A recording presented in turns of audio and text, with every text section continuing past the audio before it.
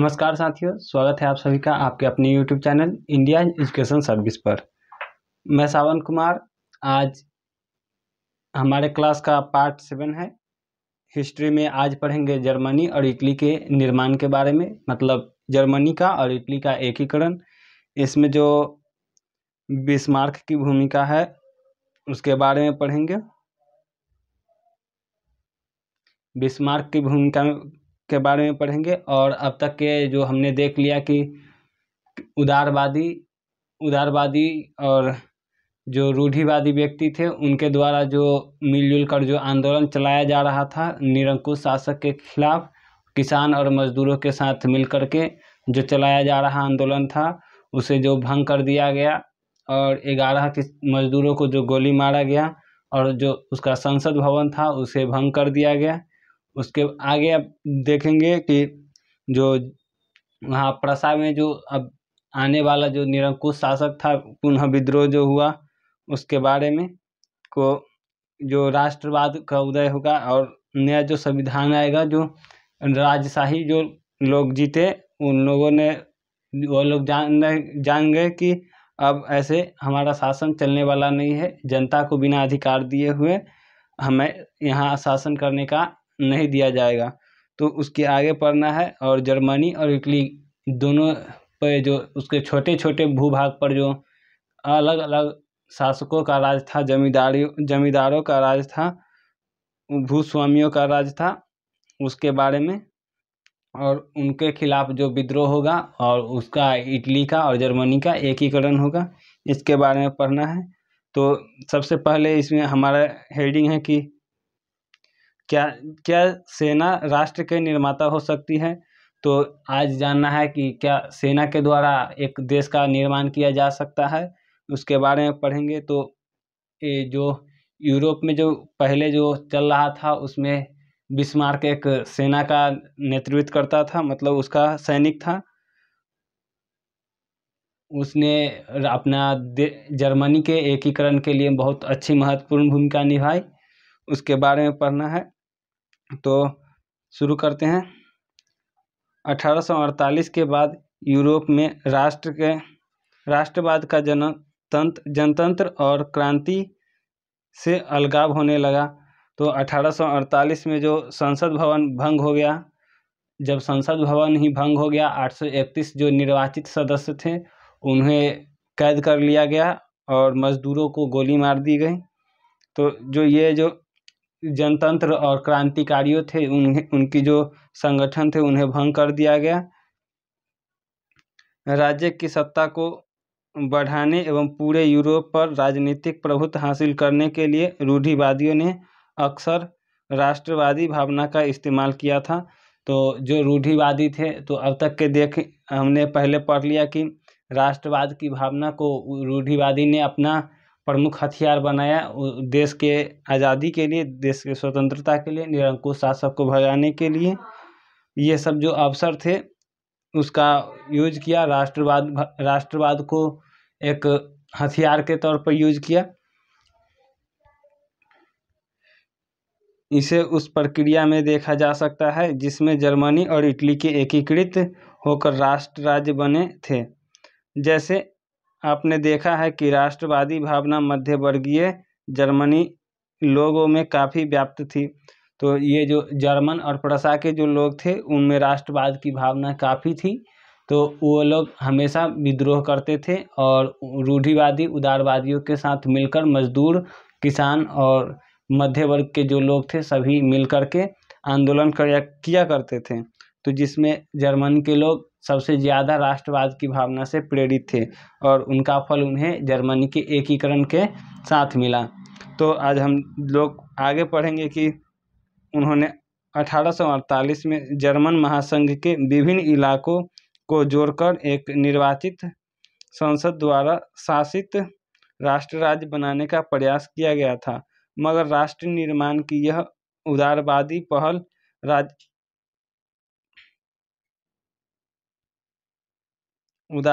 पहल राजशाही और फौज की ताकत ने मिलकर दबा दी।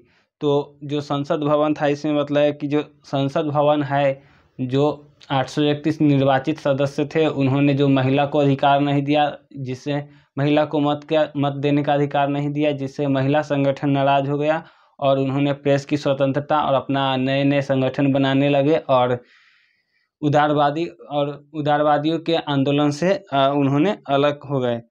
उसी तरह जो मजदूर किसान थे उन्हें भी अधिकार नहीं दिया जाने लगा, रोजगार नहीं दिया गया, तो उन्होंने भी अपना साथ छोड़ दिया। तो जो सांसद चुने गए थे उन्होंने अपना संसद भवन को भंग कर लिया, जिसे राजशाही और फौज ने मिलकर और कुचल दिया। उनका प्रशा के बड़े भूस्वामी ने भी साथ दिया था, और जो राजशाही वर्ग और फौज थे और राजशाही के लोग थे, उनका भूस्वामियों ने साथ दिया, जिससे इनकी जो संसद भवन था उन्हें भंग किया जा सका। उसके पश्चात प्रशा ने राष्ट्रीय एकीकरण के आंदोलन का नेतृत्व संभाल लिया। तो इसके आगे जो प्रशा है उसने राष्ट्रीय एकीकरण, जर्मनी के एकीकरण के लिए आंदोलन का नेतृत्व किया। उसका प्रमुख मंत्री ऑटो वन बिस्मार्क था। जो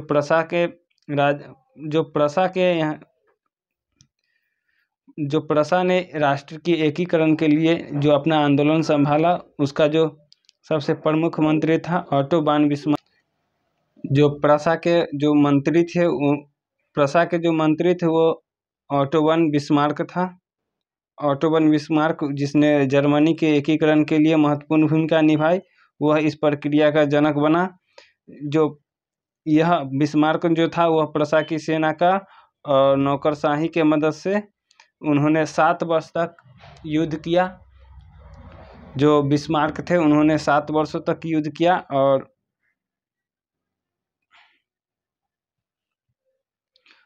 जो युद्ध के जो परिणाम निकले उससे उन्होंने वर्साय के संधि के द्वारा जर्मनी का एकीकरण किया। तो जो बिस्मार्क थे उन्होंने ऑस्ट्रेलिया, डेनमार्क और फ्रांस से 3 युद्ध किया, और जिसमें प्रशा यानी जर्मनी की जीत हुई, बिस्मार्क जीता, जिससे जर्मनी की एकीकरण की प्रक्रिया पूर्ण हो गया। और 1 जनवरी 1871 में वर्साय में हुई एक समारोह में प्रशा के राजा विलियम प्रथम ने जर्मनी का सम्राट घोषित किए गए। तो जब ये 7 वर्षों तक युद्ध चला और ऑस्ट्रेलिया, डेनमार्क और फ्रांस को जब पराजित कर दिया बिस्मार्क ने, तब 1 जनवरी 1871 में जाकर के वर्साय में एक समारोह हुआ। वर्साय की संधि के बाद पुनः वर्साय में एक समारोह हुआ, जिसमें राजा विलियम प्रथम को जर्मनी का सम्राट घोषित किया गया, जिसने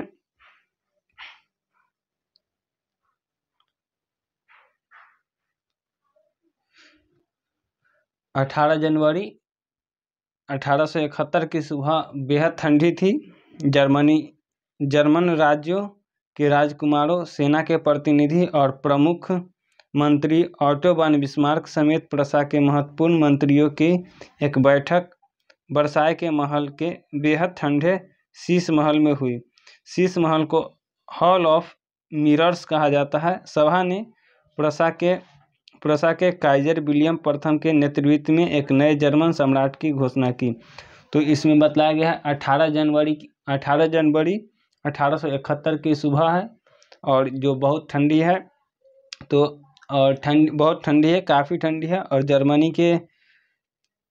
जर्मनी के सबसे ठंडे हॉल शीश महल में, सबसे ठंडे महल में मतलब शीश महल में, वहाँ पे एक बैठक हुआ जहाँ पे सेना के प्रतिनिधि और वहाँ के जो छोटे छोटे जो भूखंड के जो जर्मनी के भूखंड के जो राजकुमार थे वो, और ऑटो वन बिस्मार्क जो सेना का प्रमुख था और मंत्री था, उसके साथ बहुत सारे लोग थे, बहुत सारे मंत्री थे जिनकी बैठक हुई। और काइजर विलियम प्रथम के नेतृत्व में यह बैठक हुई और उन्होंने विलियम प्रथम को नया सम्राट घोषित किया। जर्मनी के राष्ट्र के निर्माण की प्रक्रिया ने प्रशा के राज्य की शक्ति के प्रभुत्व को दर्शाया था। नए राज्य ने जर्मनी के मुद्रा, बैंकिंग और कानूनी तथा न्यायिक व्यवस्था के आधुनिकीकरण पर काफ़ी जोर दिया था।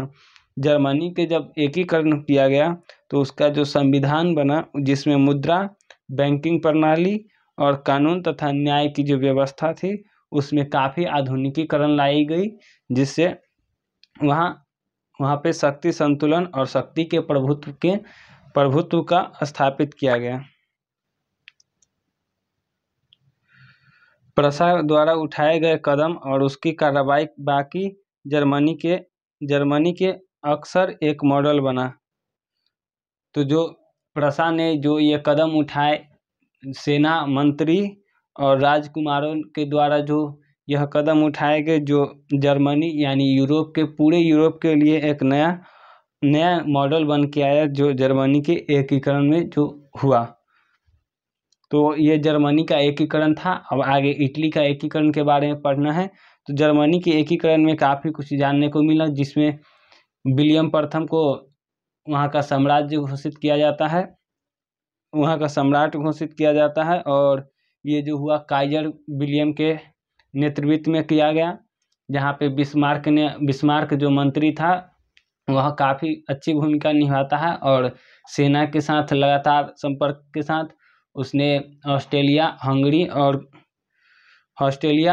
हंगरी को हरा करके, और जो 18 जनवरी 1871 ईस्वी में जर्मनी के एकीकरण के लिए काफ़ी महत्वपूर्ण भूमिका निभाया। इस प्रकार जर्मनी का एकीकरण पूर्ण हुआ और जर्मनी में आधुनिक शासन व्यवस्था देखने को मिला। पूरे यूरोप में जर्मनी में ही पहले आधुनिकीकरण देखने को मिला, जो एक मुद्रा, बैंकिंग, न्यायिक और कानूनी प्रक्रिया में देखा जाता है। अब है इटली। तो इटली में भी काफ़ी दिनों से राजनीतिक विखंडन था, यानी वहाँ भी छोटे छोटे भूखंड थे, जिस पर वहाँ पे वंशानुगत राज्यों का, निरंकुश शासकों का और जमींदारों का शासन चल रहा था। तो पढ़ते हैं, जर्मनी की तरह इटली में भी राजनीतिक विखंड का एक लंबा इतिहास था। इटली अनेक वंशानुगत राज्यों तथा बहुराष्ट्रीय हैब्सबर्ग साम्राज्य में बिखरा हुआ था। तो जर्मनी के तरह देखिए कि इटली में भी राजनीतिक विखंडन है और यह काफ़ी लंबे समय से चला आ रहा है। इटली में अनेक वंशानुगत राजा हैं जिन्होंने राज्य अपना प्रभुत्व स्थापित किया, जिसमें हैब्सबर्ग काफ़ी दिनों तक रहा और उसका काफ़ी बिखराव हुआ जो हैब्सबर्ग साम्राज्य था। 19वीं सदी के मध्य में इटली 7 राज्यों में बटा हुआ था।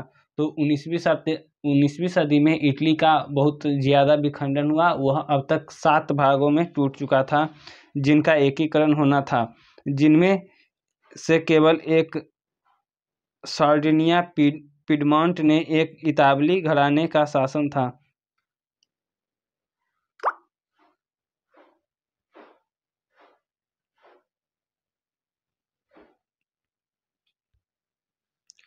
उन्नीसवीं सदी के मध्य में इटली में 7 भागों में टूट चुका था, जिसमें केवल एक सार्डिनिया पिडमॉन्ट में एक इतालवी घराने का शासन था। तो जो इटली है वो जो 7 भूखंडों में टूट चुका है, उसमें अब तक सभी अलग अलग वंश के राजा हैं, मगर सिर्फ सांड्रिया पिडमॉन्ट में ही केवल एक इतालवी है जो वहाँ के शासक हैं। बाकी वह सभी 6 भूखंडों पर दूसरे वंशों का राज है। उत्तरी भाग ऑस्ट्रिया हैब्सबर्ग के अधीन में था। जो उत्तरी भाग है, इटली का जो उत्तरी भाग है वो हैब्सबर्ग के अधीन था। मध्य इलाकों में पोप शासक थे और दक्षिण क्षेत्र में स्पेन के बुर्बो राजवंश के अधीन थे। तो जो इटली है उसके जो एक भाग में तो वहाँ के इतालवी घराने के राजा हैं। बाकी वह सभी में, जैसे कि दक्षिण में दिया गया है, स्पेन के बुर्बो राजवंश के शासक है और मध्य यूरोप में पोप शासक हैं और उत्तरी भाग में उत्तरी भाग में ऑस्ट्रियाई हैब्सबर्ग का शासन चल रहा है। तो अब तक जो है कि इटली जो है 7 भागों में टूट चुका है। तो सातों में अलग अलग वंश के राजा वहाँ के शासक है। इतालवी भाषा में भी साझा रूप हासिल नहीं किया था और अभी तक उसके विविध क्षेत्रीय एवं स्थानीय रूप मौजूद थे। तो जो अब तक वहाँ के जो बहुत सारे शासक थे कि वहाँ के जो लोकल लैंग्वेज, लोकल गीत, लोक नृत्य और इन सभी पर जो हमला कर रहे थे कि इन्हें अब नहीं उनको यूज करना है। तो इटली में भी यह हुआ कि वहाँ के इतालवी जो भाषा थी, उनका जो पारंपरिक जो भाषा थी उसका यूज कर रहे थे अब तक के वहाँ के निवासी, जिसका साझा रूप मिला और उनके इतिहास के बारे में पता चला और वो भाषा के रूप में एक साथ एकत्रित हो पाए, जहाँ के क्षेत्रीय और स्थानीय रूप में मौजूद था जो लैंग्वेज है वो।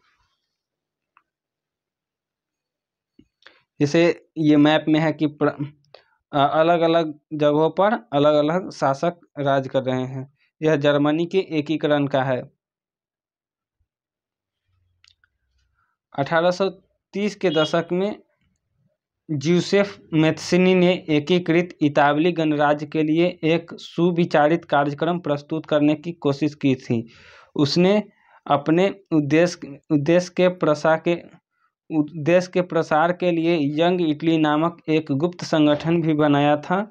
1831 और 1848 में क्रांतिकारी विद्रोह की असफलता से युद्ध के जरिए इतालवी राज्यों को जोड़ने की जिम्मेदारी सांड्रिया पीडमोंट के शासक विक्टर इमैनुएल द्वितीय ने पर आ गई। इस क्षेत्र के शासक अभिजात वर्ग के नज़रों में एक एकीकृत इटली उनके लिए आर्थिक विकास और राजनीतिक प्रभुत्व की संभावनाएं उत्पन्न करता था।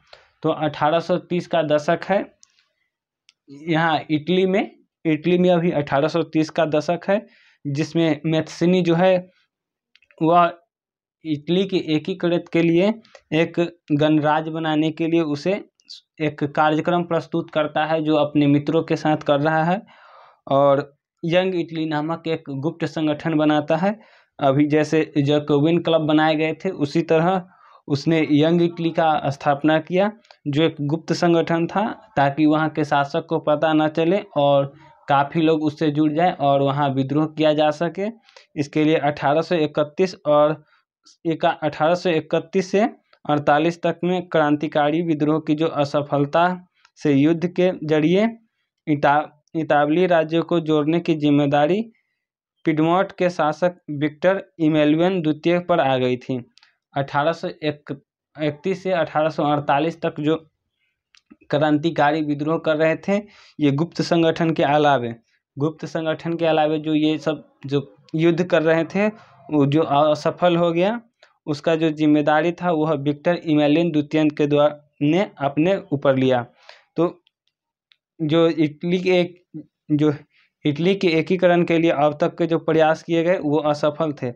इस क्षेत्र में शासक अभिजात वर्गों ने जो गुप्त संगठन से जुड़े हुए व्यक्ति थे, उन्होंने एकीकृत इटली के लिए आर्थिक विकास और राजनीतिक प्रभुत्व के संभावना के लिए ये प्रयास किए।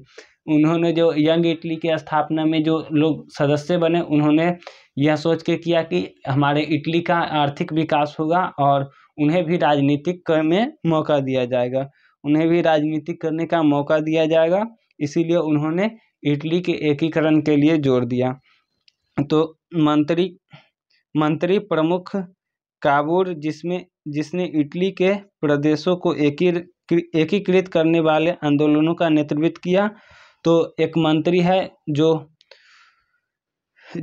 वह भी यंग इटली का सदस्य है, जिसने जो काबूर है उसने इटली के एकीकरण के लिए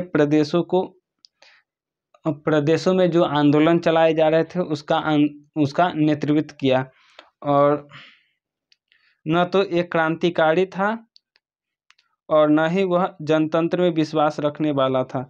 यह काबूर जो है वह क्रांतिकारी भी नहीं था और न ही वह जनतंत्र में विश्वास रखता था। वह एक ऐसा शासन चाहता था जो अभिजात वर्ग के तमाम अमीर और शिक्षित सदस्य की तरह हो।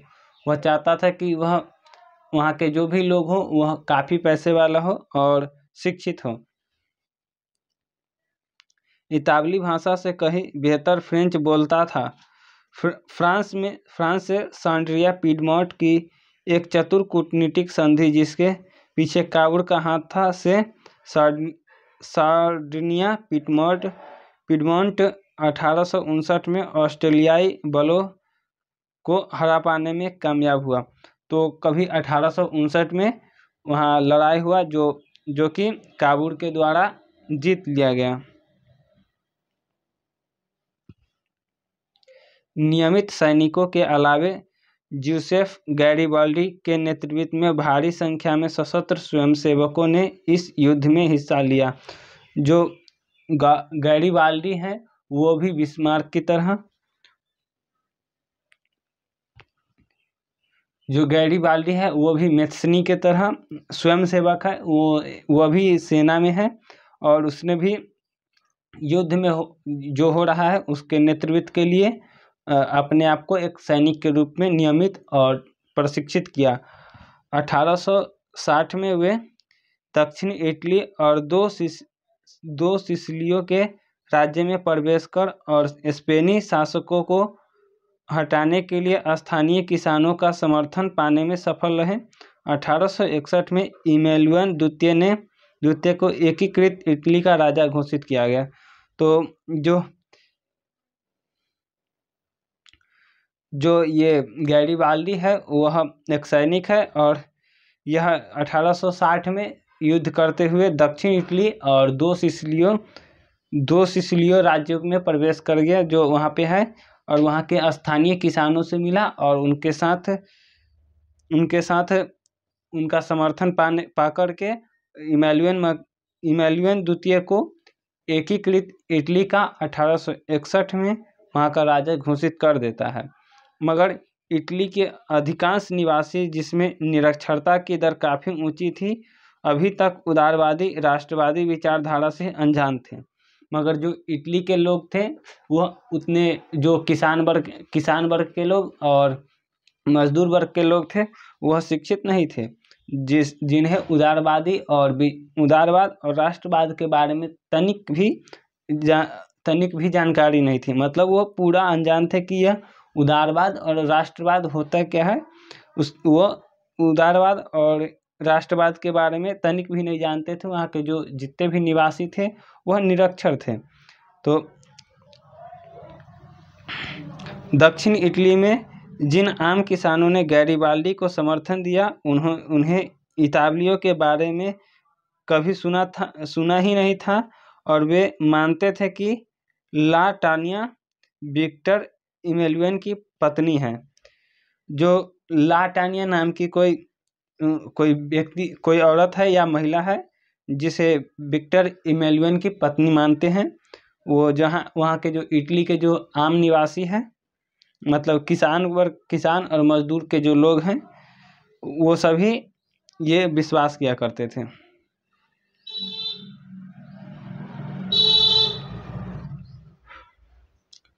तो आज का क्लास हमारा यहीं पे ख़त्म होता है और अगला पार्ट फिर आएगा जिसमें हम पढ़ेंगे राष्ट्र और उसके आगे की जानकारी लेंगे। तब तक तो आज यहीं पे रहा हमारा क्लास। अब आज्ञा दीजिए। जय हिंद, जय भारत।